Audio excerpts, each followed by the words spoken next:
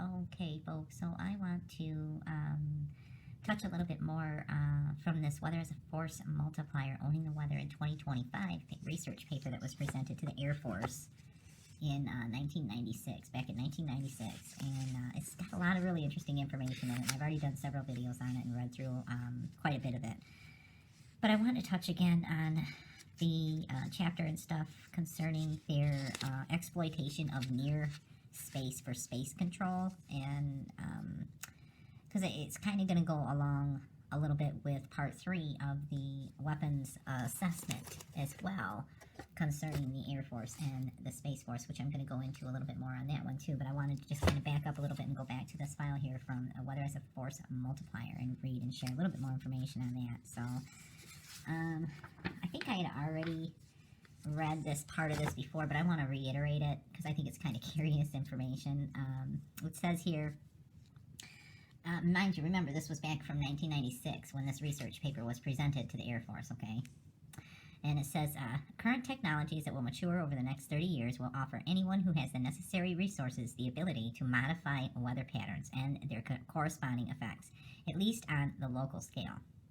Current demographic, economic, and environmental trends will create global stresses that provide the impetus necessary for many countries or groups to turn this weather modification ability into a capability. Yeah, interesting. And environmental trends will create the global stresses and the global issue, right? In the United States, weather modification will likely become a part of national security policy with both domestic and international applications. Our government will pursue such a policy, depending on its interests at various levels. These levels could include unilateral actions, participating in a security framework such as NATO, which we know we already are, membership in an international organization such as the UN, no thanks, or participation in a coalition. Assuming that in 2025 our national security strategy includes weather modification, its use in our national military strategy will naturally follow. So in other words, they need to really get control of it, so that they can use it for their military purposes, which we know they already have. Besides the significant benefits an operational capability would provide, another motivation to pursue weather modification is to deter and counter potential adversaries. Yes, because we know NASA and a bunch of the other climateers and those so-called agencies were all putting out information about how China and Russia were modifying their weather, right? Yeah.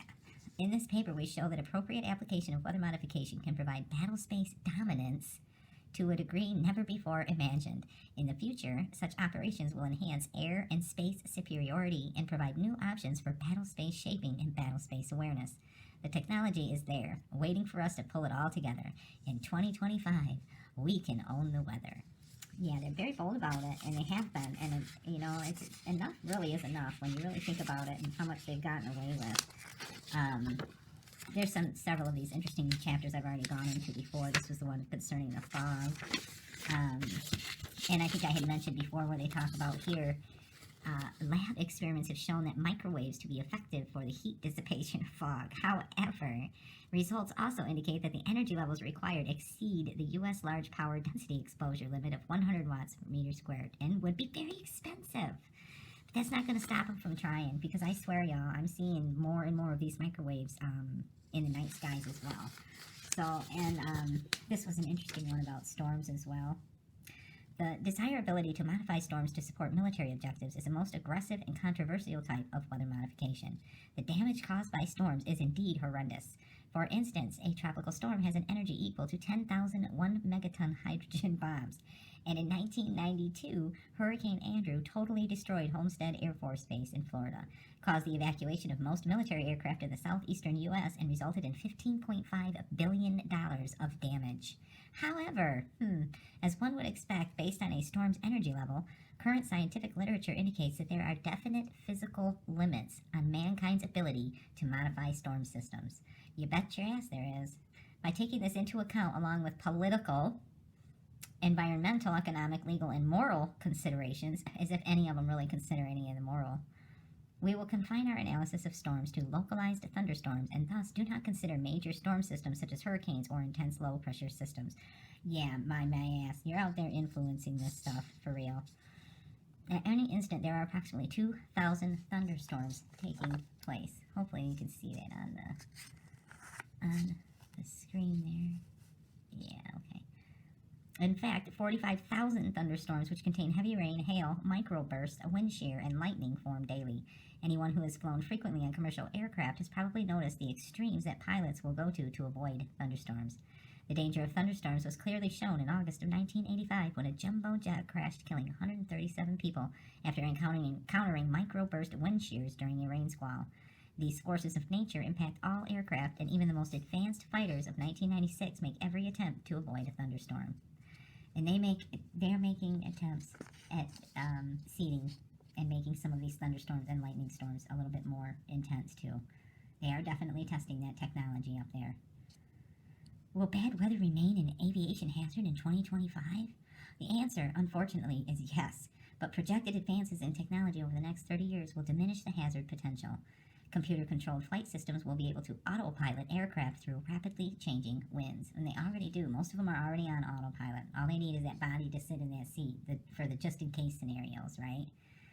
Aircraft will also have highly accurate onboard sensing systems that can instantaneously map and automatically guide the aircraft through the safest portion of a storm cell.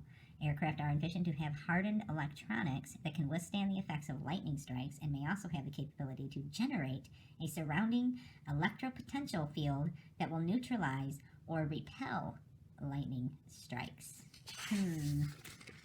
Yeah, so here's another part here where they talk about the assumptions too, and assuming, right? Assuming that the U.S. achieves some or all of the above outlined aircraft technical advances and maintains a technological weather edge, in quotation marks, over its potential adversaries, we can next look at how we could modify the battle space weather to make the best use of our technical advantage. Yeah, Weather modification technologies might involve techniques that would increase latent heat release in the atmosphere, provide additional water vapor for cloud cell development, and provide additional surface and lower atmospheric heating to increase atmospheric instability. Critical to the success of any attempt to trigger a storm cell is the pre-existing atmospheric conditions locally and regionally. Yeah, because when you see a storm front, you gotta see it, right? The atmosphere must already be conditionally unstable, and the large-scale dynamics must be supportive of vertical cloud development. The focus of the weather modification effort would be to provide additional conditions, in quotation marks, that would make the atmosphere unstable enough to generate cloud and eventually storm cell development. The path of storm cells, once developed or enhanced, is dependent not only on the mesoscale of dynamics of the storm, but the regional and synoptic or global scale atmospheric wind flow patterns in the area, which are currently not subject to human control. But they sure are trying, especially out here in the West. I've captured lots of videos like what you see the other day that I put up showing the atmospheric river coming in from the west over the valley being influenced by seeding operations on Mount Charleston and through Red Rock. Okay, so they have been actively doing it. I've got videos spanning back from a couple of years, so it's not like something new. They've been doing it for a while. It really is quite it's quite frustrating. It really is, to see how brainwashed most of the people that are in charge of our conservation and in charge of our natural resources out here has been for so long. They just keep following that global guidance and that international influence where they've given these people these global guides and plans that influence our policy and regulate our local governments so that they can create these policies and these regulations like what we got going on here in Henderson, where they're removing all of our green space. They're removing all of our sponges, folks. Okay, as far as I'm concerned, that's intentional. Whether they really know it or not, they are intentionally causing us to dry out. They're going to remove all of our sponges, all of those things and those root systems that retain moisture and retain water, and we're going to dry up so much faster than we have before. And whether there are people in charge of these systems here that really know that, or maybe they're just ignorant and they just like getting that paycheck, but I do believe more people need to know. Anyway, sorry, I got sidetracked there again with another rant. Sorry. Not sorry. As indicated, the technical hurdles for storm development in support of military operations are obviously greater than enhancing precipitation or dispersing fog, as described earlier. One area of storm research that would significantly benefit military operations, is lightning modification. You don't say. Most research efforts are being conducted to develop techniques to lessen the occurrence of hazards associated with lightning. This important research for military operations and resource protection, but some offensive military benefit could be obtained by doing research on increasing the potential and intensity of lightning. Let me repeat that, okay? This is important research for military operations and resource protection, but some offensive military benefit could be obtained by doing research on increasing the potential and intensity of lightning. Concepts to explore include increasing the basic efficiency of the thunderstorm. By all means, let's go ahead and increase the efficiency of that thunder and that lightning storm, right? These people are sick, psychotic. Stimulating the triggering mechanism that initiates the bolt and triggering lightning, such as that which struck Apollo 12 in 1968.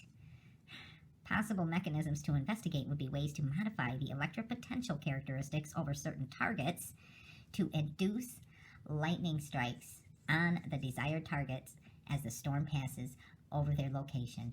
Would that not be a directed energy weapon, folks? I know I've already said it before, but I gotta say it again. This is stuff that is not science fiction. This is stuff that they have been playing around with and testing for a while. Since before 1996, I'm pretty certain. If they had that lightning strike supposedly which struck the Apollo 12 in 1968, yeah.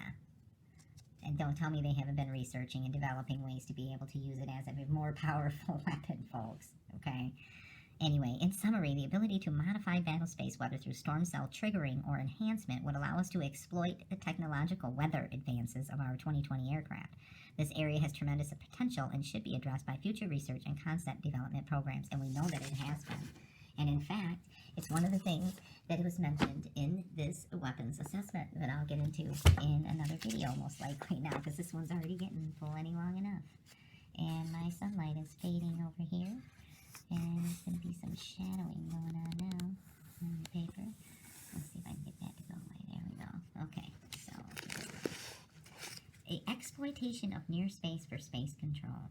This section discusses opportunities for control and modification of the ionosphere and near space environment for force enhancement, specifically to enhance our own communications, sensing, and navigation capabilities, and or impair those of our enemy. Well, who do they deem as an enemy nowadays, folks? Because, you know, I'm seeing and I'm reading reports and eyewitnesses, and I'm experiencing myself this sense and this feeling that I have become a target of some of these systems that they would consider impairing those of our enemy. That's how I feel at this point when it comes to some of these social platforms and the amount of censoring and shadow banning that is going on. And there's other things going on with our devices around here. The camera, you know, recently in the last few days, I've been trying to capture a lot of these aircrafts and stuff flying around the valley here. And a lot of stuff's not showing up on the flight tracker radar at this point. And when I go to zoom in on some of these things, it shuts the camera down.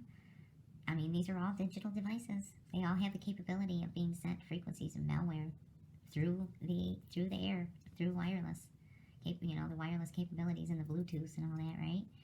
So for me, when I'm reading these, you know, files and this information where they're talking about how, more specifically, to enhance our own communication, sensing, and navigation capabilities and or impair those of our enemy, I have to wonder, am I being viewed as an enemy of some state or an enemy of someone? Because I have an opposing view and an opposing opinion, which I am fully entitled to. You know, a brief technical description of the ionosphere and its importance in current communication systems is provided in Appendix A, and I went into that before in the videos titled Indistinguishable, when I was capturing that AI morning star coming up in the east with the sun. And it's gone, it disappeared, so something's up with that. At the same time that those videos were all getting shadow banned, all of a sudden it disappears from that sun synchronous orbit. Anyway, by 2025, it may be possible to modify the ionosphere and near space, creating a variety of potential applications as discussed below. However, before ionospheric modification becomes possible, a number of evolutionary advances in space weather forecasting and observation are needed.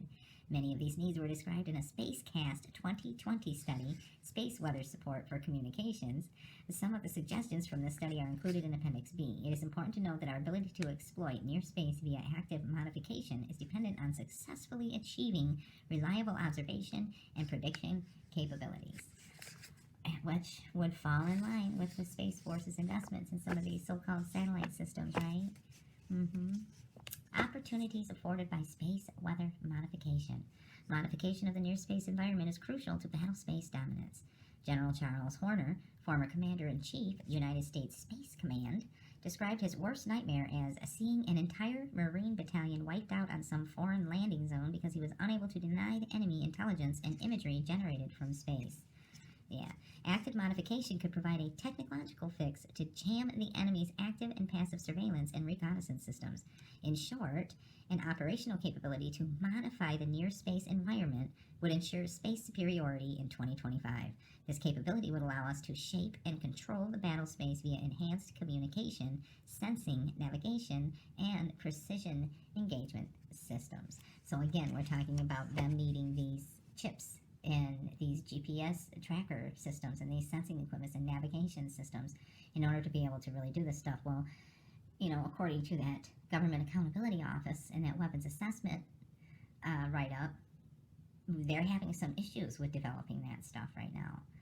So again, I have to wonder, are we being subjected to some of these frequencies and some of these jamming signals and things right now that are causing additional chaos in our immediate atmosphere, as well as these cyber attacks and these disruptions, right?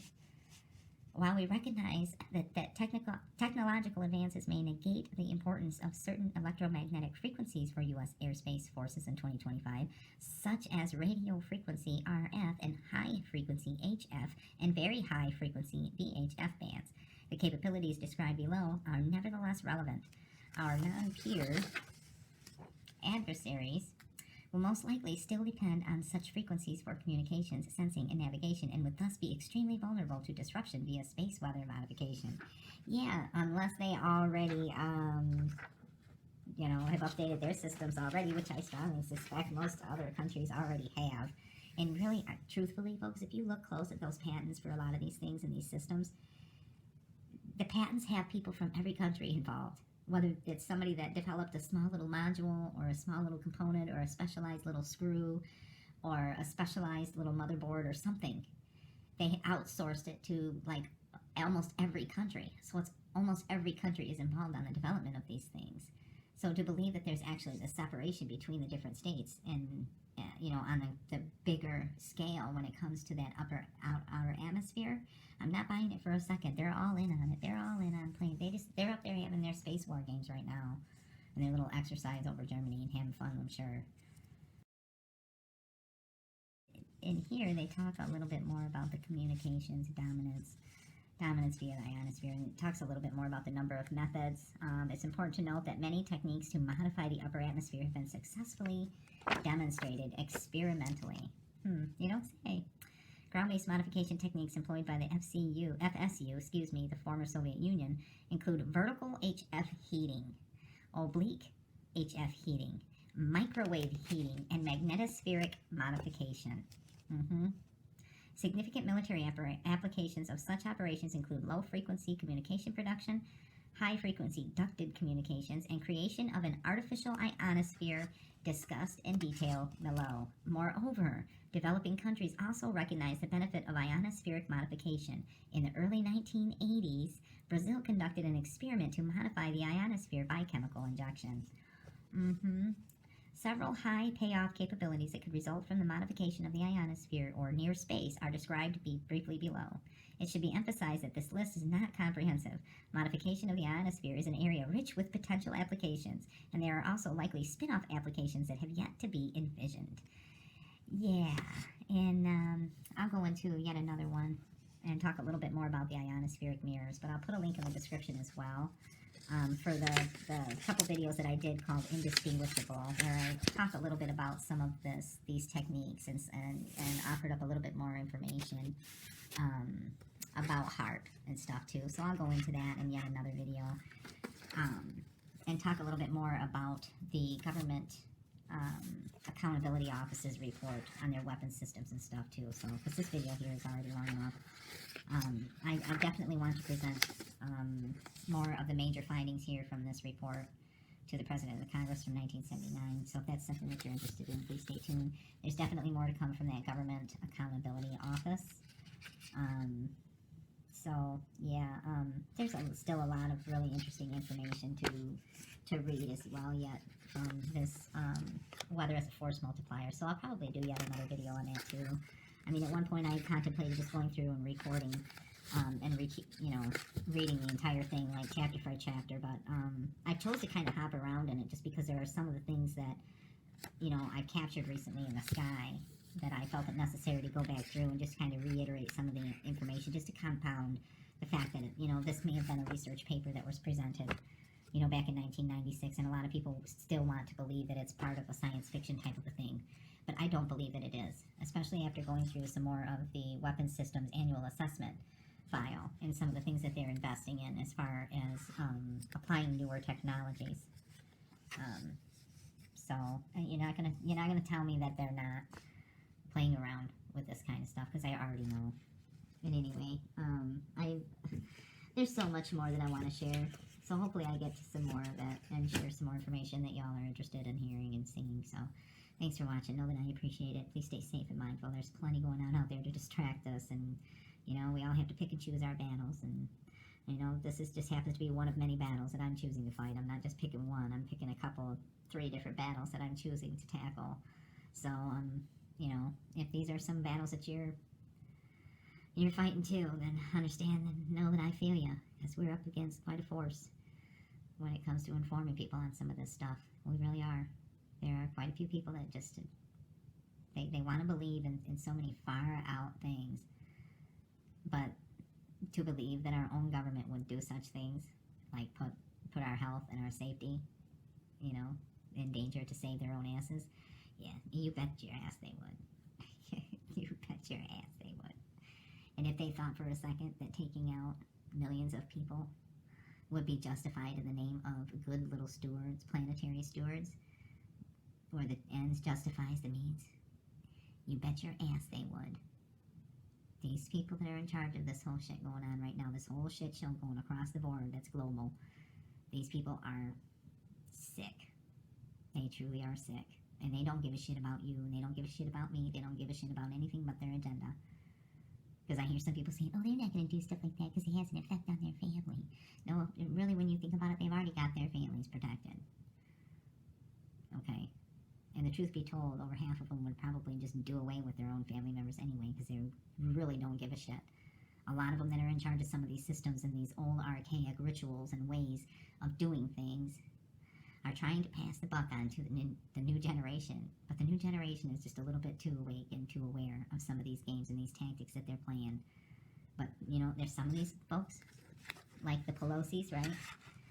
And all of them other old fogies up there that really don't care. They're on their way out. They have got one foot already in the grave, and they don't give a shit what they leave behind. And that's the bottom line. But I care. That's why I take the time to do these silly videos and stuff. So hopefully some people like it. And if you're still watching this at the very end, oh my goodness, you deserve an award or something. Watching one of my videos to the very end, yeah, I've got to develop some kind of an award or something for that. So just know that I appreciate it. Think about that kind of communication, and think about the opportunity that will provide. It lays the predicate and the foundation for the development of a weather satellite that will permit man to determine the world's cloud layer, and ultimately to control the weather, and he who controls the weather will control the weather.